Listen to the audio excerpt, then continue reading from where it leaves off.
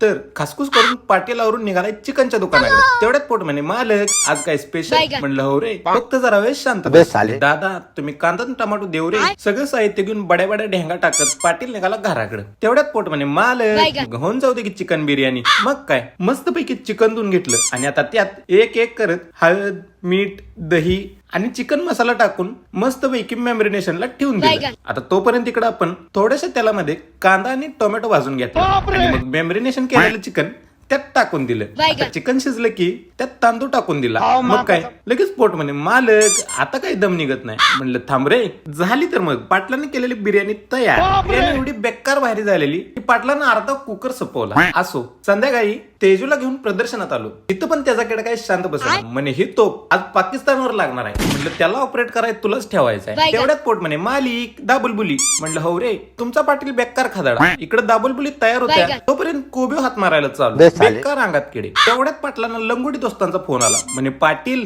अकेले अकेले. म्हणलं नाही रे भाऊ, तुम्ही पण या, तुम्हाला पण घेऊन जातो. तेवढ्यात तेजूला म्हणलं चल भाई आज करेंगे मौत का नंगा नाच. तेजा म्हणे मेरी जान प्यारी है, आम्ही बख्श दो. तुमचा पाटील चंद्रावर जरी गेला तर त्याच्या हातनं चहा काही सुटायचा नाही. असो तोपर्यंत तेजा इकडे म्हणे आज बघतोच तुला फॉलो कोण करत नाही, गोळीच घालतो त्याला. मग तुम्ही घ्या फॉलो करून. तोपर्यंत जय महाराष्ट्र.